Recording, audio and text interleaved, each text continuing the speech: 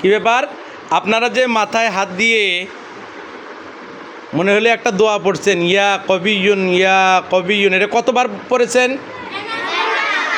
11 বার। তো এই 11 বার যে আপনারা পড়লেন, এটার যে লাভ, এই লাভ সম্পর্কে কে বলতে পারবেন? দাঁড়ান, আপনার নাম কি? জোরে বলতে, আমি তো শুনতে পারিনি, জোরে বলেন। মুসাম্মদ আসমাউল হুসনা। আপনি কোন শ্রেণীতে পড়েন? দ্বিতীয় শ্রেণীতে। আচ্ছা বলেন তো দেখি, তাহলে মাথায় হাত দিয়ে 11 বার যদি ইয়া কবিয়ুন বলে, তাহলে এর লাভ কি?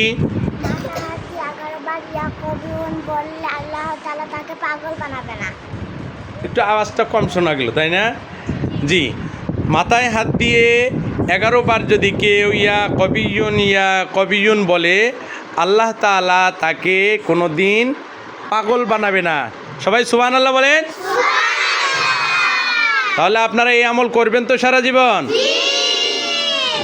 আল্লাহ তাআলা আপনাদের সবার এই আমলকে কবুল করুক। সবাই বলেন আমিন।